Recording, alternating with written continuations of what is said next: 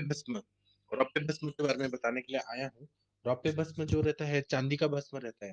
तो आप लोग को पता है कि हमारे प्राचीन आचार्यों को ये चांदी, सोना, ये ताम्र भस्म, लौह भस्म, इसका सब अपने चिकित्सा को सफल बनाने के लिए इसका प्रयोग आदिकाल से होते आया है।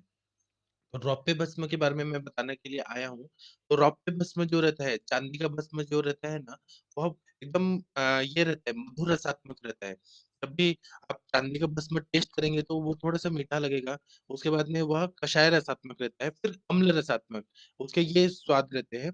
उसके बाद में यह क्या-क्या काम करता है शरीर में जाने के बाद, तो जो रजत भस्म या रौप्य भस्म है, वह आयुष्यकर है, मतलब आयु को बढ़ाता है, वय स्थापन करता है, फिर किंचित मेद का लेखन कर्म भी करता है, गर्भाशय का शोधन करता है, उसके बाद में आयु को बढ़ाता है और उसके बाद में मस्तिष्क के लिए बहुत अच्छी दवाई है।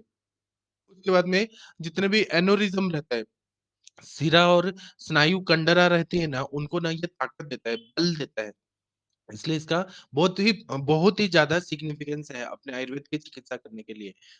इसमें और क्या-क्या रहता है, तो यह विपाक में मधुर रहता है, बलवर्धक रहता है, रुचिकारक रहता है, लेखन कार्य करता है, जैसा मैंने बता दिया। अब हम इसका गुणधर्म लिखेंगे कि चांदी का भस्म जो है, पहले मैं ये बताऊँगा कि चांदी का भस्म जो रहता है ना, वो कौन-कौन से द्रव्यों में डाला जाता है, जो आप लोग बहुत ज़्यादा कॉमनली यूज़ करते हैं। और फिर उसके बाद में मैं चांदी के भस्म का प्रयोग बताऊँगा कि कहाँ-कहाँ, कौन-सी व्याधि में कैसे देने से क्या फ़ायदा होता है। तो चांदी का भस्म जो रहता है ना, वो जयमंगल रस में रहता है। तो जो टाइफाइड फीवर रहता है, एंटेरिक फीवर रहता है, सन्निपातिक ज्वर जो बोलते हैं, उसमें इसका प्रयोग बहुत अच्छा रहता है, जयमंगल रस का। उसके बाद में जहर, महरा, पिष्टी, उसमें बहुत अच्छा रहता है। फिर बृहद कस्तूरी भैरव रस, इसमें भी चांदी का भस्म रहता है।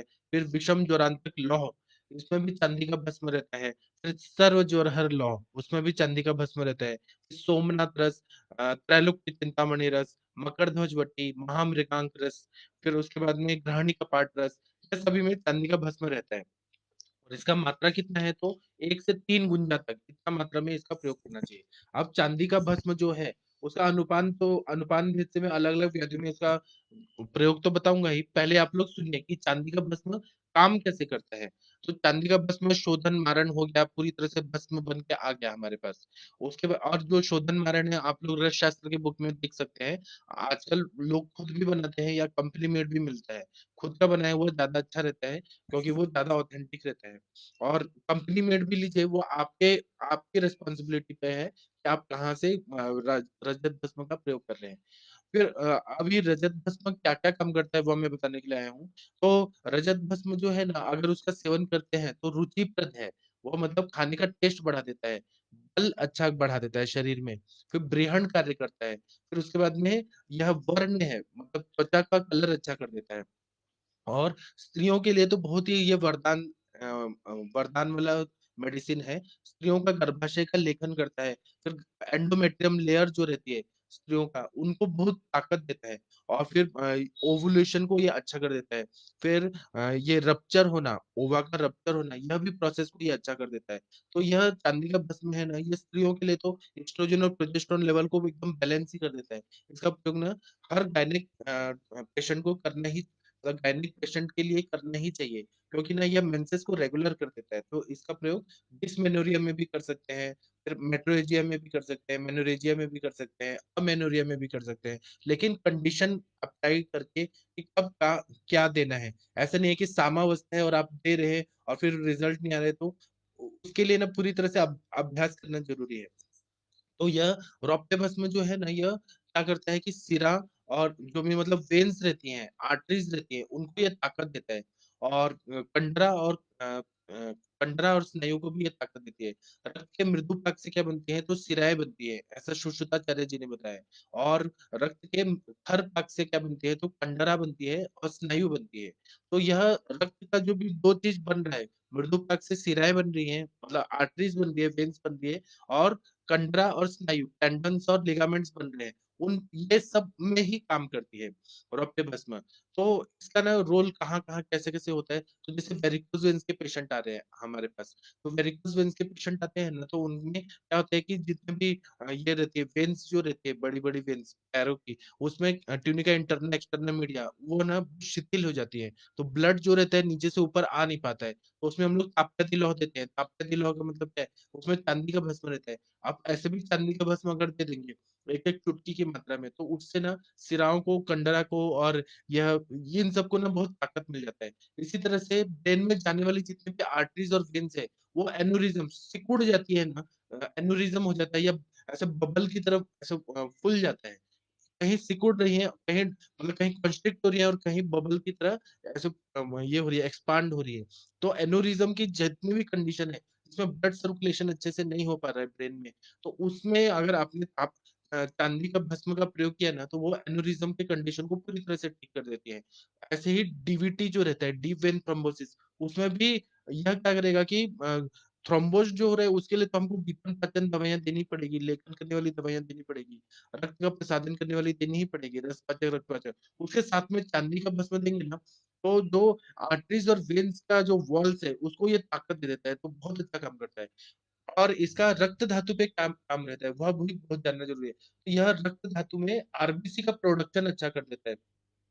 आरबीसीज़ बहुत अच्छे तरह से अच्छे क्वालिटी के बनने लगते हैं, इसलिए इसको रक्त प्रसादक द्रव्य के अंडर में भी लाया जाता है। तो डीप वेन थ्रोम्बोसिस में तो रॉकटे भस्म का प्रयोग बहुत ही अच्छा होता है। उसी तरह से क्या होता है कि जो लोग बहुत ज़्यादा मेहनत करते हैं, जैसे रिसर्चर्स होते हैं या फिर मतलब साइंटिस्ट लोग होते हैं या मैथमेटिशियंस जो होते हैं, जिनका ना दिमाग का बहुत ज़्यादा काम रहता है। आईटी सेक्टर में बहुत सारे लोग रहते हैं, जिनको ना बहुत ज़्यादा ओवरलोड रहता है।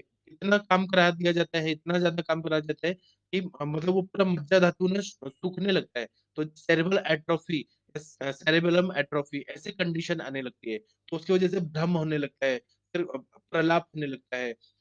उस टाइम पे नहीं होता है लेकिन पेशेंट को ना धीरे-धीरे ये जब मज्जा धातु का शोष हो रहा है, ज़्यादा स्नेहांश का शोष हो रहा है, ओवर एक्सर्शन जब कराया जा रहा है, तो उसको बचाने के लिए महाकल्याण घृत और चांदी का भस्म कर दे दिया जाए, तो पेशेंट को ना बहुत अच्छा फ़ायदा हो जाता है।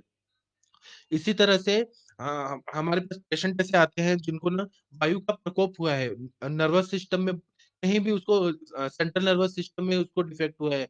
सेंट्रल नर्वस सिस्टम की बहुत सारी बीमारियाँ हैं, जैसे मायस्थेनिया ग्रेवियस है या फिर ये है डीमायलिनेटिंग डिजीज़ है, मल्टीपल स्क्लेरोसिस है। ऐसे बड़ी-बड़ी बीमारियाँ हैं जिसमें या डीमायलिनेटिंग डिजीज़ है, जिसमें ना मायलिन शीथ जो रहता है नर्व्स का, वह ना डैमेज हो गया रहता है। जहाँ भी नर्व्स का इन्वॉल्वमेंट है ना, तो नर्व्स को रीजनरेट करना, नर्व्स को अच्छा बनाना, उसमें रौप्य भस्म, रजत भस्म का बहुत अच्छा इम्पोर्टेंस है, वह रीजनरेट कर देता है, इसलिए इसका प्रयोग करना चाहिए। उसी तरह से जिन्होंने बहुत ज़्यादा मेहनत किया हुआ है, बहुत ज़्यादा मद्यपान किया हुआ है, बहुत ज़्यादा जागरण किया हुआ है, बहुत ज़्यादा मनन, शोक, भय, इन सब से मेंटली स्ट्रेस में है बहुत ज़्यादा और उसकी वजह से ना उनको ना चक्कर आने जैसा हो रहा है, आँखों के आगे अंधेरा छा रहा है, कुछ सूझ नहीं रहा है और कन्फ्यूजन की स्टेज है मतलब क्योंकि ब्रेन का ओवर यूज़ किया गया है। ऐसे कंडीशन में अगर ना रौप्य भस्म का प्रयोग कर दिया जाए तो बहुत अच्छा फ़ायदा होता है। अभी आप लोगों को पता है कि ताम्र भस्म जो रहता है, ताम्र भस्म का काम कैसे रहता है तो यकृत पे रहता है और प्लीहा पे रहता है। मतलब लीवर और स्किन पे वह ताम्रभस्म अच्छा काम करता है। लेकिन यह जो है रौप्य भस्म इसका कार्य कैसे है तो मस्तिष्क पे है, गर्भाशय पे है, फिर किडनीज़ पे है और वातवाहिनी नाड़ियाँ मतलब नर्व्स उन पे बहुत अच्छा काम करता है। इसलिए ना अपना-अपना कार्य क्षेत्र है सभी भस्म का। तो इसीलिए ना रौप्य भस्म का प्रयोग जो है, अगर किडनी फेलियर के पेशेंट को दे दिया जाए, तो उनको भी बहुत अच्छा फ़ायदा करेगा। मतलब जो डैमेज हो रहा है न्यूरॉन्स, उसको ये ठीक कर देगा और उसके बाद में अगर हमने मस्तिष्क की कोई भी बीमारियाँ हैं, उसमें अगर दे दिया जाए, मस्तिष्क की तो हर बीमारी में देना चाहिए इसको, बहुत अच्छा फ़ायदा हो जाता है। या फिर ना ये हो जाता है बातवाहिनियाँ अगर खराब हो रही हैं, जैसे कि फॉर एग्ज़ाम्पल ये लंबर स्पॉन्डिलोसिस के पेशेंट आते हैं और जिसमें नर्व का कंप्रेशन बहुत ज़्यादा हो गया है, नर्व्स में डिजेनरेटिव चेंजेज़ आ गए हैं। हम लोग ना ये वर्टिब्रास का तो इलाज करते हैं, बस्ती वगैरह देते हैं, लेकिन नर्व्स पे काम करने के लिए चांदी का भस्म, ये चांदी के भस्म से बनाए हुए जो कल्प है, चाहे मंगल रस वगैरह, उनका प्रयोग किया जाए ना तो बहुत अच्छा फायदा होता है। उसी तरह से रौप्य भस्म के उपयोग से क्या होता है कि जो भी नर्व्स रहती है, उसमें जो इरिटेशन हुआ है, कॉम्प्रेशन हुआ है, कॉम्प्रेशन होने के बाद उसमें जो डैमेज हो गया है, कहीं न कहीं, तो स्पाइनल नर्व हो गया या क्रैनियल नर्व हो गया या ऑटोनॉमिक नर्वस सिस्टम, कहीं भी नर्व्स पे जहाँ भी डिफेक्ट आ गया है, तो उसको हमें अच्छा बनाना है। एलोपैथी साइंस बोलता है कि इरिवर्सिबल चेंजेस होते हैं, इरिवर्सिबल सेल इंजरी होती है, तो वहाँ पे कोई भी एलोपैथी की दवाइयाँ काम नहीं करती हैं। लेकिन उसमें आयुर्वेद की जो रजत भस्म है, रौप्य भस्म है, बहुत अच्छा काम करती है। इसी तरह से वात प्रधान या पित्त प्रधान अगर नेत्र रोग रहते हैं, जैसे कंजक्टिवाइटिस रहता है, अभिशंद की बीमारी रहती है, जिसमें आँखें लाल हो जाती है, जिसको हम लोकल भाषा में आँख आना बोलते हैं। तो कंजक्टिवाइटिस हो गया और आँखें बहुत लाल हो रही हैं, आँखें पीली हो रही हैं, इन्फेक्शन की वजह से, तो उसमें रक्त भस्म का प्रयोग बहुत अच्छा काम करता है, उसका प्रयोग आप लोग करिए। उसी तरह से क्षय जो रहता है, जैसे क्या होता है कि शुक्र का क्षय बहुत ज़्यादा किया किसी व्यक्ति ने, बहुत ज़्यादा अति मैथुन किया, और उसके वजह से उसकी बॉडी में हीट बढ़ गया बहुत ज़्यादा। हीट बढ़ने की वजह से क्या होगा कि वह ना उसको ना जलन ऐसे होती है, मतलब जो उसका लिंग रहता है ना, वहाँ पे बहुत ज़्यादा जलन होने लगती है। उसकी जो ये टेस्टिकल्स रहते हैं, स्क्रॉटम रहते हैं, वहाँ पे भी बर्निंग सेंसेशन होने लगता है। ऐसा लगता है कि जैसे जल रहा है, मिर्ची की तरह कुछ तो आ रहा है या वीकनेस आता है। तो उसमें अगर चंद्रप्रभा वटी के साथ ये रजत भस्म का प्रयोग कर दिया जाए तो बहुत अच्छा फ़ायदा होगा।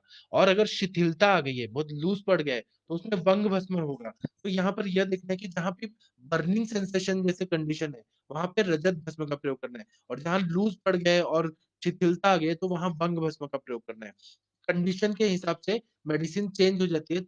अगर यह चीज़ बेसिक बेसिक चीज़ हमें पता चल गया तो बहुत अच्छा फ़ायदा होगा ट्रीटमेंट करने में। इसी तरह से जंतुओं की वज़ह से जो क्षय होता है, जैसे ट्यूबरकुलोसिस वगैरह जो कंडीशन रहती है, जिसमें बैक्टीरिया का इन्फेस्टेशन हो जाता है या वायरल इन्फेस्टेशन हो जाता है, उसमें स्वर्ण भस्म दिया जाता है। स्वर्ण भस्म बहुत अच्छा काम करता है। लेकिन यह सब जंतुओं की वज़ह से क्षय हो की संप्राप्ति हो रही है। मतलब राजयक्ष्मा जैसी बीमारी हो रही है जिसमें जंतु का संसर्ग है, एक्सटर्नल फैक्टर से। और ऐसा बताया है, आयुर्वेद मान्य करता है कि भूतोपसर्ग ऐसा होता है, जंतुओं के संसर्ग होने से राजयक्ष्मा होता है, ऐसा बताया है, संहिता ग्रंथों में भी बताया है।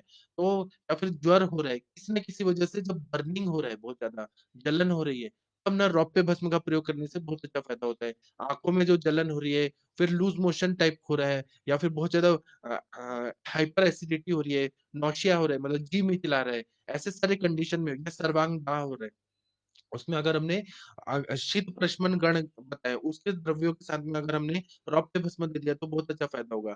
तो रौप्य भस्म और स्वर्ण भस्म दोनों को साथ में भी दे दिया तो भी चलेगा, नहीं तो अलग-अलग दे दिया तो भी चलेगा। तो वो क्या करेगा, जंतुओं को नष्ट करके और जो भी हीट बढ़ा हुआ है, स्थानिक हीट बढ़ा हुआ है, उसको ये शमन कर देगा। उसी तरह से जो पित्तज और वातज या वात-पित्तज, तो अर्श की व्याधि रहती है, तो उसमें क्या रहता है कि बहुत ज़्यादा बर्निंग होके पित्त का इन्वॉल्वमेंट है ना, तो बहुत ज़्यादा पेन भी होता है और बहुत ज़्यादा बर्निंग होता है और बहुत ज़्यादा ब्लड भी आता है, रक्ताल्प की कंडीशन रहती है, उसमें भी बहुत ज़्यादा बर्निंग होता है, बहुत ज़्यादा खून आता है। ऐसा बवासीर जो रहता है, मांसांकुर इतने ऐसे फट जाते हैं, रक्तवाहिनियाँ फट जाती हैं और बहुत ज़्यादा ब्लीडिंग पाइल्स रहता है। तो ऐसे कंडीशन में अगर हमने दाह को कम करना है, तो अगर हमने रौप्य भस्म दिया या रौप्य भस्म के साथ में ऐसी दवाइयाँ दी ना, जो वहाँ पे हीट को कम करे, तो बहुत अच्छा फ़ायदा होता है। तो उसमें उशिर दे सकते हैं, चंदन दे सकते हैं, फिर पद्मक दे सकते हैं, नागकेशर दे सकते हैं। तो नागकेशर और चांदी का अगर कॉम्बिनेशन दे दिया ना, बहुत अच्छा फ़ायदा होता है। और अगर वहाँ पे इन्फेक्शन बहुत ज़्यादा फैल गया है, तो वहाँ पे गंधक रसायन दे सकते हैं। इसी तरह से वात वाहिनियों का अगर कहीं पे भी क्षोभ हो रहा है और बहुत ज़्यादा बर्निंग हो रहा है, मतलब नर्वस सिस्टम का इन्वॉल्वमेंट है, नर्व्स का इन्वॉल्वमेंट है, जैसे फॉर एग्ज़ाम्पल जैसे डायबिटिक न्यूरोपैथी हो गया। डायबिटिक न्यूरोपैथी की कंडीशन में पेशेंट हमारे पास आते हैं, जिसमें बहुत ज़्यादा बर्निंग हो रही है, बहुत ज़्यादा कोत हो रहा है, बहुत ज़्यादा गैंग्रीन हो रहा है, सड़ रहा है और जलन हो रही है। तो उसमें हम लोग क्या करते हैं कि जैसे महायोगराज गुल हो गया, प्रमेह नाशक जितनी भी दवाइयाँ हैं, बहुत दवाइयों के साथ में अगर हमने रजत भस्म दे दिया, तो वो क्या करेगा कि कोथ को कंट्रोल कर देगा। और दूसरा बात है कि वो जलन, दाह, पाक, ये सब कंडीशन को रोक देगा।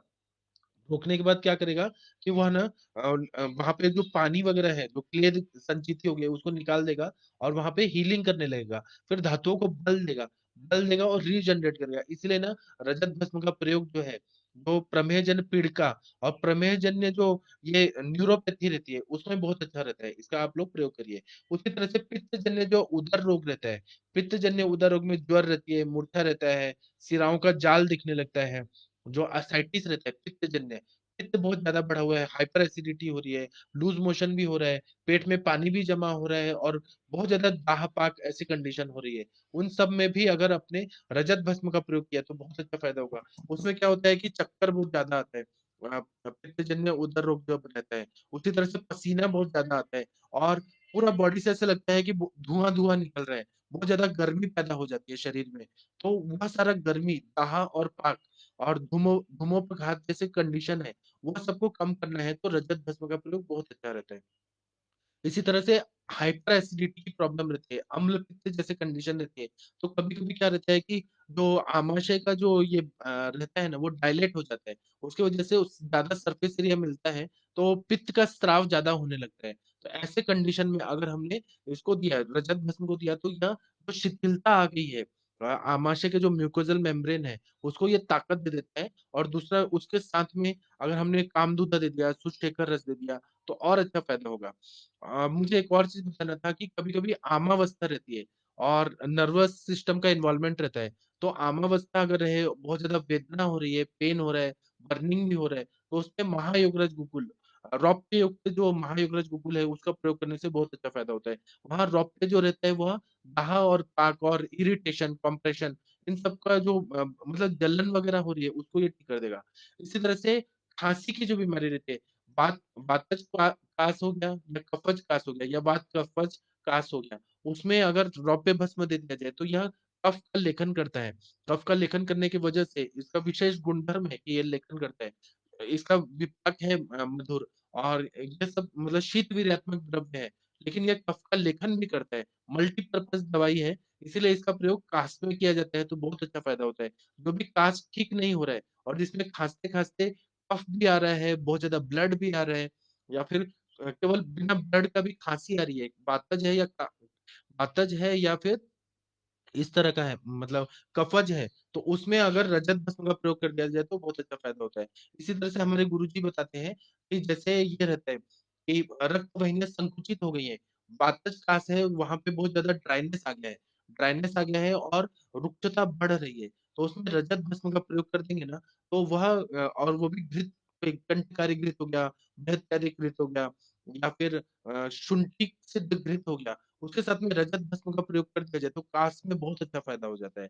वह ना बर्निंग सेंसेशन को भी ठीक कर देता है और रक्त के फेन भाग से फुफ्फुस बना है। यह बहुत ही मेन कांसेप्ट है और यह रक्त धातु को अच्छा करता ही है। रक्त धातु को अच्छा करेगा तो हम लोग रक्त पाचक देने से ज़्यादा इफ़ेक्ट करेगा कि हम लोग अगर रजत भस्म दे दिया जाए, तो रक्त का फेन से जो फुफ्फुस बना है, उसपे बहुत अच्छा काम करता है। इसलिए रजत भस्म का प्रयोग कास में, श्वास में, राज्य में करने से बहुत अच्छा फ़ायदा होता है और राजमृगांक रस जो राज्य की सर्वश्रेष्ठ दवाई रसकल्पों में है, उसमें बहुत अच्छा काम करता है। उसी तरह से शुष्क कास हो गया, वात कफ प्रदान कास हो गया, इन सब में रजत भस्म का प्रयोग बहुत अच्छा होता है। उसी तरह से पांडु रोग रहता है, पांडु रोग हर तरह का पांडु रोग मृतभक्षण छोड़ के मृतभक्षण जन्य में पहले हमें विरेचन देना पड़ता है। सिकल सेल एनीमिया हो गया, मेगालोब्लास्टिक एनीमिया हो गया, हर तरह के जो एनीमिया है उसमें अगर हमने इसका आयरन डेफिशिएंसी एनीमिया हो गया या थैलेसीमिया की कंडीशन हो गई इंटरमीडिएट हो गया मतलब जो भी खून की कमी की वजह से पांडुता आ गई है, जो भी बीमारी में, उसमें अगर रजत भस्म का प्रयोग कर दिया जाए ना, तो बहुत अच्छा फ़ायदा होता है। उसी तरह से मस्तिष्क के रोगों में बहुत अच्छा फ़ायदा करता है, रजत भस्म का प्रयोग आप लोग करिए, बहुत अच्छा रहेगा। उसी तरह से मानसिक रोग रहते हैं, मतलब साइकोसोमैटिक प्रॉब्लम बहुत ज़्यादा बढ़ रहे हैं, लोग पागलपन के शिकार हो जाते हैं, बहुत ज़्यादा क्रोध करते हैं, काम, शोक, भयाद वायु ऐसा बताया और क्रोधात पित्तम, क्रोध करने से पित्त बढ़ता है। और बहुत ज़्यादा मानसिक स्ट्रेस लेने की वजह से या पित्तधरा कला से मज्जाधरा कला मतलब पित्तधरा कला जो है वही मज्जाधरा कला है। तो अगर हमने बहुत ज़्यादा स्ट्रेस लिया तो पित्तधरा कला दूषित हो रही है। पित्तधरा कला पे कौन अच्छा काम कर रहा है?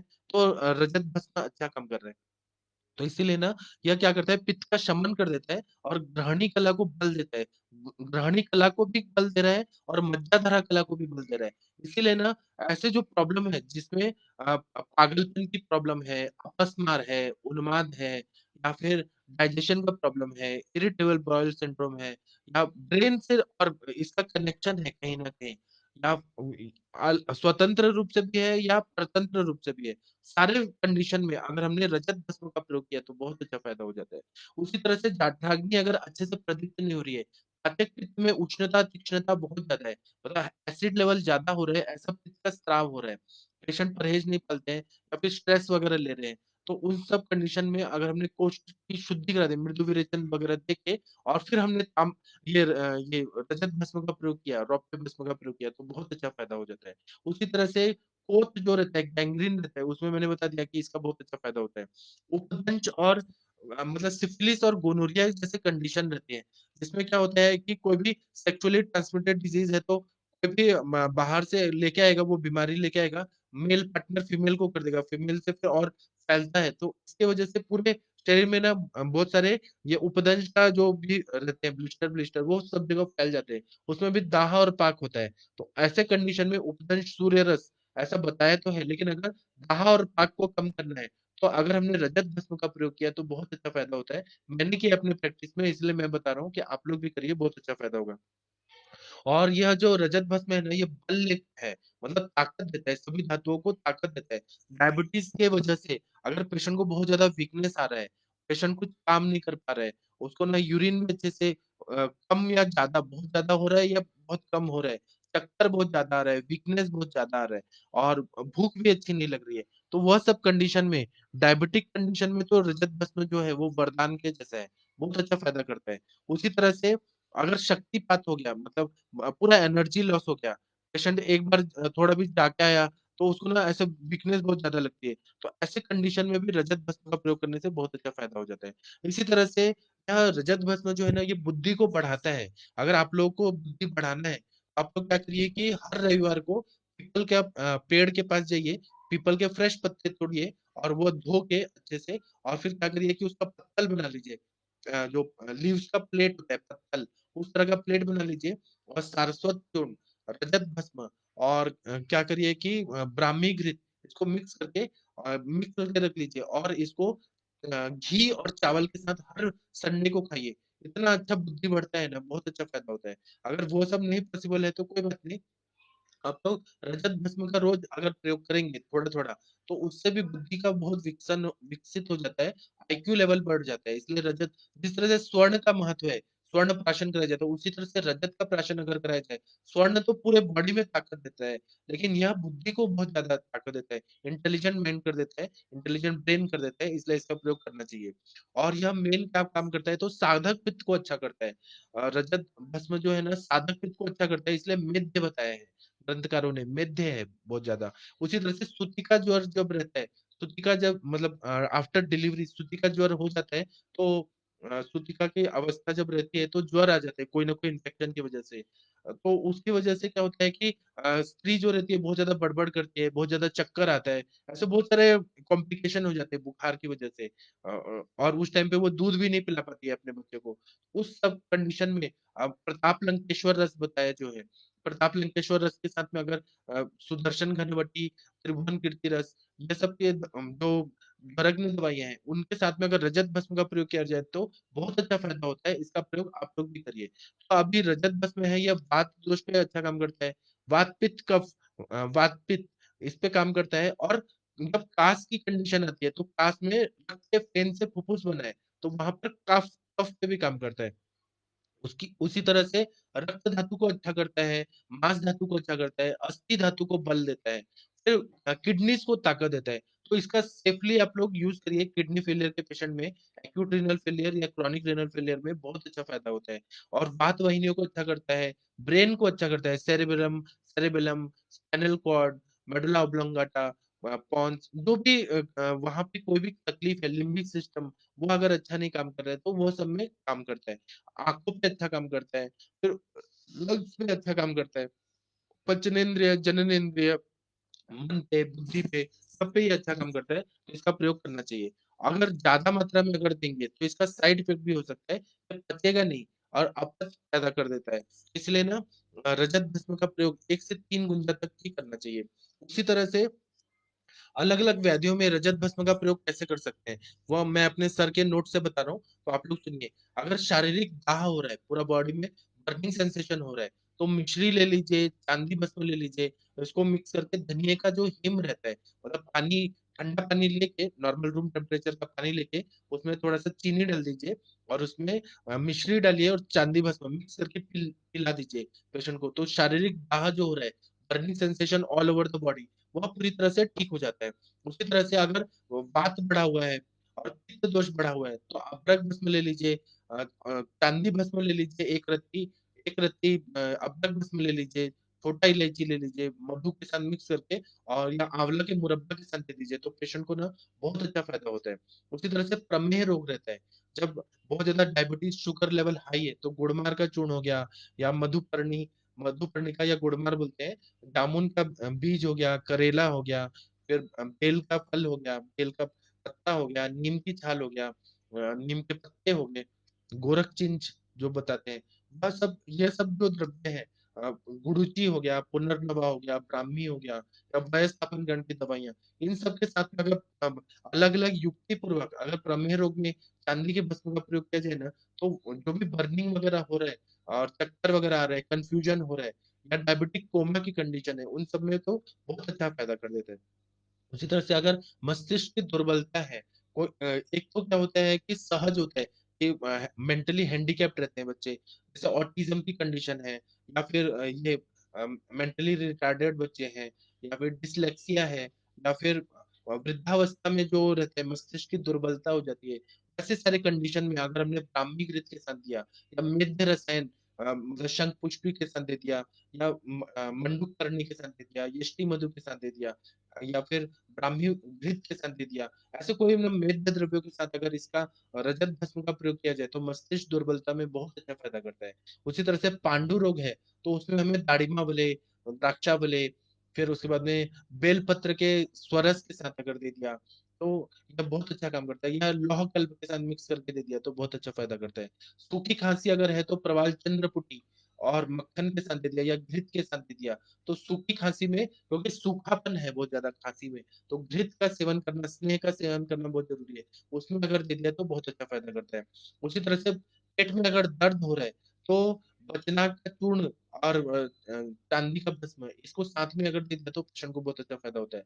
बहुत सारे पेशेंट ऐसे आते हैं जिनको रात को नींद नहीं आ रही होती है, अनिद्रा की कंडीशन रहती है। बहुत सारे लोग अभी बढ़ गए हैं लॉकडाउन में, जिनको नींद ही नहीं आती है, तो उनको स्वर्णमाक्षिक भस्म, प्रवाल चंद्रपुटी और रजत भस्म के साथ अगर देंगे ना तो मस्तिष्क पे काम करता ही है, मस्तिष्क की कमजोरी को दूर कर देता है, तो इसीलिए अभ्रक भस्म वगैरह के साथ देते हैं ना तो मस्तिष्क को बहुत ज़्यादा स्ट्रॉन्ग कर देता है, टाइम पे नींद आने लगती है, विचार भी नहीं आते और नींद टूटती भी नहीं है, मतलब नींद एकदम गहरी नींद आती है, साउंड स्लीप आता है।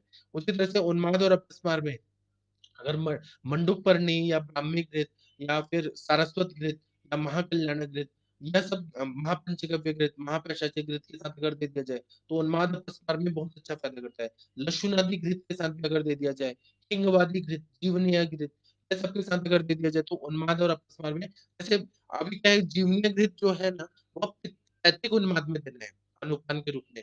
अगर ये हिंगवादी घृत देना है, तो कफज उन्माद में देना है।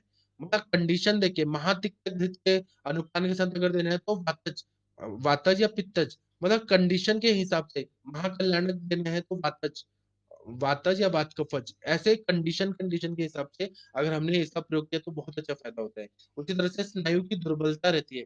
कभी कभी क्या होता है कि पेशेंट ऐसे बोलते हैं कि हमारा ना ये बैक का प्रॉब्लम ये ऑपरेशन हुआ, लंबर स्पॉन्डिलोसिस का ऑपरेशन हुआ और ऑपरेशन करते हुए ना नर्व कट गया और उसकी वजह से हमें ना यूरिन और स्टूल में कंट्रोल ही नहीं रहा। हमको ये क्वाड्रिप्लेजिया हो गया या हेमिप्लेजिया हो गया, मतलब नर्व कट गई, इसकी वजह से खड़े होने को नहीं आ रहा या वीकनेस है या चलने को नहीं आ रहा, कुछ ना कुछ कॉम्प्लिकेशन हो जाते हैं। तो एलोपैथी के डॉक्टर्स तो बोलते हैं कि सर्जरी तो हमने किया लेकिन नर्व्स को हम रीजनरेट नहीं कर सकते, आप लोग वेट करिए। उस कंडीशन में अगर रजत भस्म दे दिया गया, तो बहुत अच्छा फ़ायदा करता है, नर्व्स को रीजनरेट करता है, नर्व्स को ताकत देता है, तो इसलिए इसका प्रयोग करना चाहिए। उसी तरह से हिचकी की प्रॉब्लम रहती है।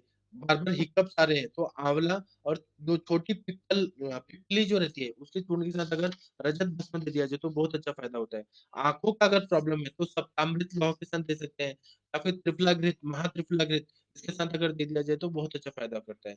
वीर्य को बढ़ाना है, शुक्र धातु को अच्छा करना है, स्पर्म मोटिलिटी अच्छा करना है, तो कपिकच्चू का जो बीज है, पंचलोचन है, छोटी इलायची है, मुसली पाक है, अश्वगंधा घृत है या शतावरी घृत है, ये जो वृक्ष दवाइयाँ हैं, उसके साथ में अगर इसका प्रयोग कर दिया जाए, तो बहुत अच्छा फ़ायदा होता है। तो मैं इस तरह से रजत भस्म का प्रयोग मैं कर रहा हूँ अपने प्रैक्टिस में। स्त्रियों के जो भी है ना, हमारे सर का एक फ़ॉर्मूला है, रजत फ़ॉर्मूला।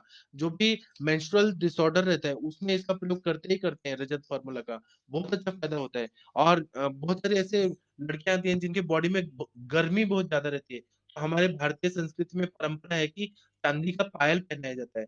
और फिर कमर पे चांदी का कमरबंद भी बाँध के दिया जाता था और आभूषण भी चढ़ाए जाते हैं शादी-ब्याहों में। इसका कारण यही है कि जितना ये ज्वेलरी पहना जाएगा, उतना हीट निकलेगा, जितना हीट निकलेगा, उतना मेंसेस अच्छा होगा। मेंसेस जितना अच्छा होगा, रेगुलर होगा, उतना स्त्री का सौंदर्य बढ़ेगा। तो बाह्य रूप से तो इसका महत्व है कि जितना चांदी का गहने पहनते हैं, उतना तो दिखने में स्त्री अच्छी दिखती है। लेकिन उसका स्वास्थ्य अच्छा रखने के लिए चांदी पहनना ही चाहिए। यह साइंटिफिक रीज़न है इसलिए इसका प्रयोग किया जाता है। उसी तरह से हम लोग चांदी का जो प्रयोग है, आप लोगों ने और भी अपने प्रैक्टिस में क्या होगा आप लोग शेयर कर सकते हैं।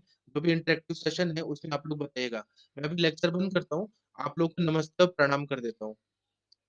डॉक्टर प्रियंका जी नमस्ते प्रणाम आपको। डॉक्टर अनूप कुमार जी नमस्ते प्रणाम आपको। डॉक्टर विकास विश्वकर्मा जी नमस्ते प्रणाम आपको। डॉक्टर ठाकुर जी नमस्ते प्रणाम आपको। डॉक्टर सोनिया जी नमस्ते प्रणाम आपको। डॉक्टर तृष्णा जी नमस्ते प्रणाम आपको। डॉक्टर चंडीराम जी नमस्ते प्रणाम आपको। डॉक्टर प्रतीक जी नमस्ते प्रणाम आपको। अनूप कुमार जी बोल रहे हैं कि मेरे फ्रेंड के पापा को क्रेाटिनिन बहुत बढ़ गया है, आपसे कंसल्ट करना चाहते हैं। ठीक है ना, कर सकते हैं ना कंसल्ट उसमें क्या है। डॉक्टर प्रमोद कुमार जी नमस्ते प्रणाम आपको। डॉक्टर वरुण कुमार जी नमस्ते प्रणाम आपको। डॉक्टर भावना सिन्हा जी नमस्ते प्रणाम आपको। डॉक्टर हिमांशु गुप्ता जी नमस्ते प्रणाम आपको। डॉक्टर वरुण कुमार जी नमस्ते प्रणाम आपको। मुकेश कुमार जी बोल रहे हैं कि गर्भिणी में मधुमेह और हाइपोथायरायडिज्म है। क्या दे सकते हैं? गर्भ पर क्या उपद्रव हो सकता है? गर्भ पे अब गर्भिणी में मधुमेह है, तो बच्चे पे ज़रूर जाएगा। जो बोलते हैं कि सहज जो मधुमेह है, वह ज़रूर जाएगा। हाइपोथायरायडिज़्म में तो उसका इफ़ेक्ट बॉडी पे आएगा ही। तो उपद्रव ना हो, उसके लिए मासानुमासी काढ़ा देना है और माता को मधुमेह को शुगर लेवल कम करने का ये मेडिसिन देना ज़रूरी है। आयुर्वेद का जो प्रमेह चिकित्सा है, चरक संहिता का, वह दे दीजिए। और हाइपोथायरायडिज़्म है ना, तो उसमें जो भी वात बढ़ा हुआ है, पित्त बढ़ा हुआ है, कफ बढ़ा हुआ है, जो सिम्पटम है आयुर्वेद के हिसाब से, वह पूरी तरह से लक्षण देखिए, उस हिसाब से चिकित्सा दीजिए। अगर आपने माता का अच्छे से ये कर दिया, बैलेंस कर दिया सारे दोष, अग्नि, मल, तो वह बच्चे पे इफ़ेक्ट नहीं आएगा और बच्चा बहुत अच्छा रहेगा। तो आपका रोल यहाँ पर है कि सारे सिम्पटम लीजिए। 40-50 सिम्पटम जो भी मिल रहे हैं सारा लीजिए और अगर आप ये इंटरैक्टिव सेशन में लेके आए सारे सिम्पटम, एलोपैथी नहीं कि केवल डायबिटीज़ शुगर लेवल बढ़ा हुआ है और T3, T4 बढ़ा हुआ है और ये लेके आए, ऐसा बिल्कुल भी नहीं।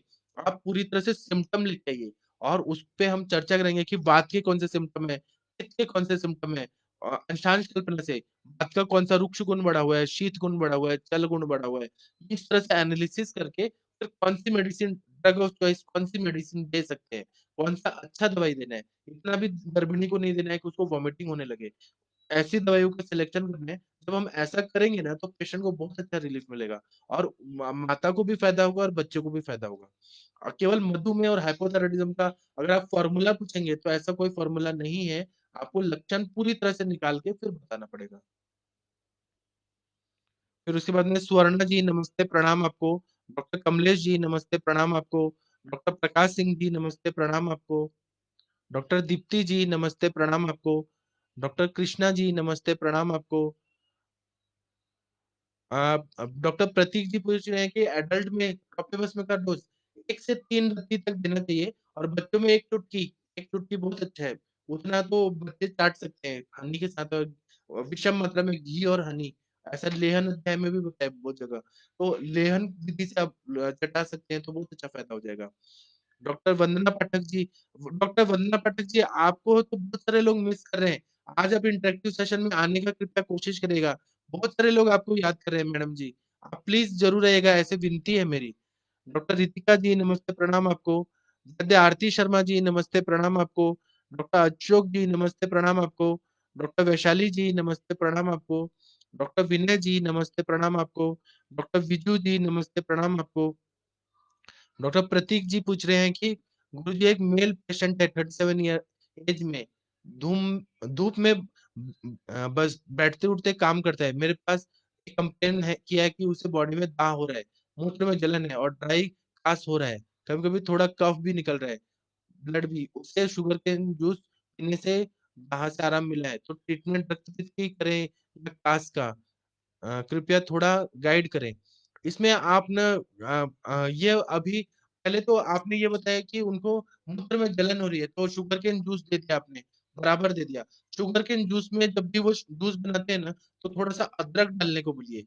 जब भी वो जूस बनाते हैं तो अदरक के साथ अगर पिएँगे ना, तो कास में भी फ़ायदा होगा और उससे कॉम्प्लिकेशन भी नहीं होगा। और मूत्र में इतना भी अदरक नहीं डालना है कि और जलन बढ़ जाए। थोड़ा-सा डाल दिया, मतलब 1 लीटर में थोड़ा-सा अदरक डाल दिया तो वो अग्नि को भी प्रदीप्त कर देगा।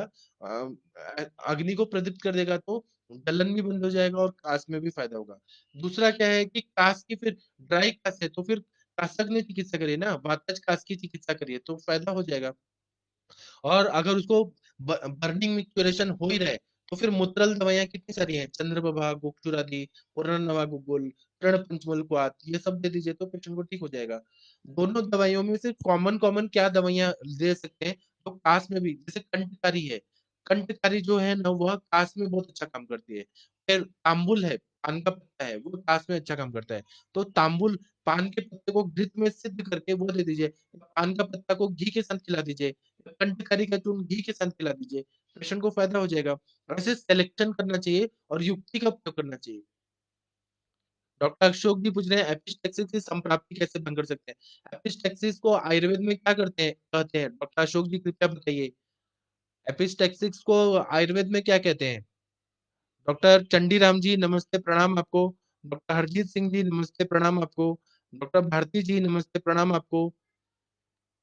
डॉक्टर शक्ति जी बोल रहे हैं कि रजत भस्म स्मॉल मोल में भी काम करता है, बराबर है, बहुत अच्छा काम करता है। डॉक्टर प्रशांत जी बोल रहे हैं नमस्ते प्रणाम आपको भी। डॉक्टर विजू जी नमस्ते प्रणाम आपको।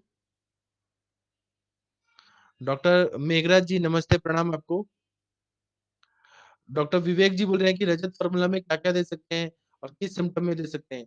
वो सारे गायनिक प्रॉब्लम में दे सकते हैं, लेकिन ना वो केवल फ़ॉर्मूला बेस से मत इलाज करिए। ये देखिए कि दोष दृश्य समूर्छना क्या हुई है, हेतु क्या है, संप्राप्ति कैसे बनी है, स्रोतस कौन से इन्वॉल्व्ड हैं और जिसको भी दिया जा रहा है उसकी प्रकृति कैसी है? अगर ये सब नहीं देख दुष्यम दिशम बलम कालम प्रकृति अनलम मया, ये सब अगर नहीं देखेंगे और कोई भी दवाई दे देंगे तो आयुर्वेद की मेडिसिन का भी साइड इफेक्ट होता है और बहुत ज़्यादा हो सकता है। डॉक्टर प्रशांत जी बोल रहे हैं व्हाट्सएप ग्रुप का नंबर देना।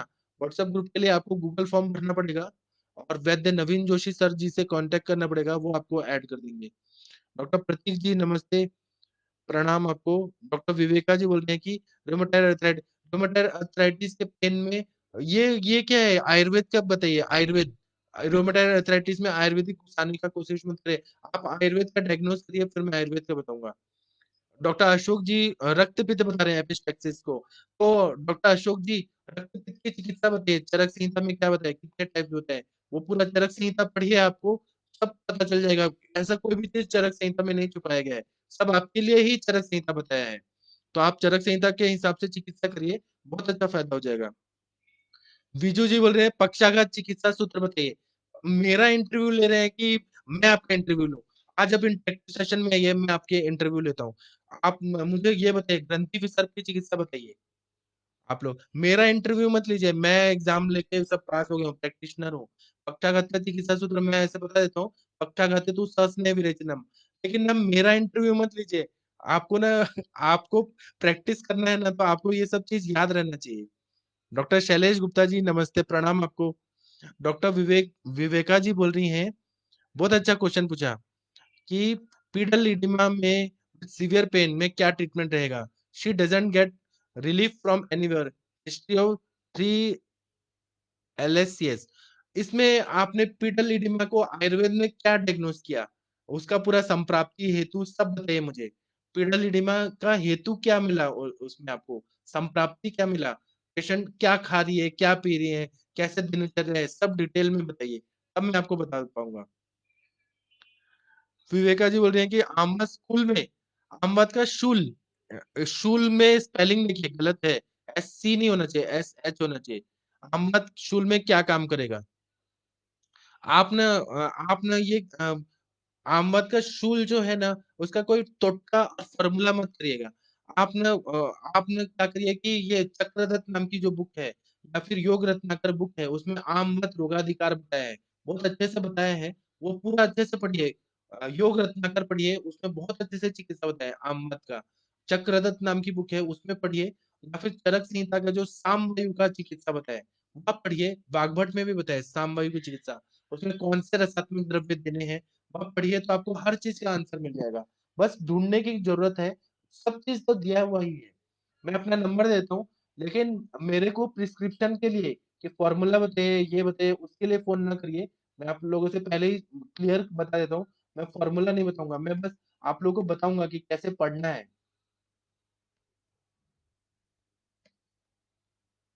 आप लोग बहुत विद्वान डॉक्टर लोग हैं, तो आप लोगों को सब आता है। आप लोग ने यहाँ ऐसे दिखा रहे हैं कि आप लोग को नहीं आता है। सब कुछ आता है आप लोगों को। जी। डॉक्टर दीप्ति जी पूछ रही हैं कि विल रजत भस्म वर्क ऑन पित्तज हृदय, हाइपरटेंशन, सर्वांगना, मुख शुष्कता, निद्रा नाश हेतु मिथ्याहार, अत्यम्बुपान। 100%। अभी पित्तज हृदय रोग है ना, तो इस पे काम करेगा, लेकिन इसको और स्पेसिफाई करिए। डॉक्टर विजू जी, आप इंटरव्यू नहीं ले रहे थे, लेकिन पक्षाघात हेतु सस्नेह विरेचनम, पक्षाघात में विरेचन देना चाहिए। क्यों देना चाहिए? क्योंकि विरेचन चिकित्सा जो है वह पित्त की चिकित्सा है। और पित्त की चिकित्सा सबसे श्रेष्ठ कौन सी है? तो विरेचन है। ऊपर से पक्षाघात में क्या रहता है, प्राण वायु जो रहता है वह विकृत हुआ रहता है। प्राण की गति कैसे है कि ऊपर से नीचे, हम लोग जब विरेचन देते हैं तो प्राण वायु अनुलोमित हो जाता है। दूसरा, रक्त के मृदु भाग से क्या बनते हैं? तो शिराएं बनती है। रक्त के हर पक्ष से क्या बनते हैं? तो कंडरा और स्नायु बनती है। तो पक्षाघात में क्या रहता है, पैरालिसिस में क्या रहता है कि सिरा और कंडरा जो रहती है वह विकृत रहती है। उसमें सेंसेशन नहीं रहता, उतना उतना काम नहीं कर पाती है, उसमें संकोच रहता है। तो हमें वो ठीक करना है, तो हमें रक्त रक्त किसके आश्रय आश्रय से संबंध किसका है? रक्त का और पित्त का। दोनों एक दूसरे से जुड़े हुए रहते हैं। इसलिए पित्त की चिकित्सा कौन सी है? तो विरेचन करनी है। इसीलिए यहाँ पर विरेचन बताया, और वो भी स्नेह युक्त, मतलब एरंड तेल का पान करा के या घृत पान करा के तीक्ष्ण विरेचन देना है। सस्नेह विरेचनम, पक्षाघात हेतु सस्नेह विरेचनम। इस तरह से अगर आप चिकित्सा करेंगे ना, तो पेशेंट को बहुत ज्यादा फायदा होगा। डॉक्टर परितोष जी बोल रहे हैं कि स्पाइना बाइफेडा का आयुर्वेदिक ट्रीटमेंट कुछ है, सब कुछ है। आप आयुर्वेद के हिसाब से डायग्नोस करिए, सारे हेतु बताइए, फिर उसके बाद में लक्षण बताइए, कौन कौन से स्रोतोदृष्टि हुई है, और सब चीज डिटेल में बताइए तब। क्योंकि ना आयुर्वेद ऐसा थोड़ी ना है कि कोई छुपाया हुआ है कि जो नहीं बताया जाएगा आपको, आपको सब कुछ बताया जाएगा। आप सारे लक्षण बताइए और क्या हेतु की वजह से ये प्रॉब्लम हो रहा है। मुझे आता है बताने में, लेकिन मैं ये नहीं चाहता हूँ कि आप लोग शॉर्टकट करें। शॉर्टकट करेंगे तो गलत हो जाएगा। आप लोगों को पूरे अच्छे से डिटेल में सब जानना जरूरी है। ठीक है, तो मैं अभी लेक्चर बंद करता हूँ। 9:15 बजे हम लोग मिलेंगे। 9:15 बजे इंटरेक्टिव सेशन होगा, आप सभी लोग का स्वागत है। दो लोग इंटरेक्टिव सेशन में डायरेक्ट जुड़ना जुड़ना चाहते हैं, वह लोग गूगल फॉर्म भर के आ जाइए। जूम पे आप लोगों का स्वागत है, जरूर रहिएगा। प्रणाम। नमस्ते।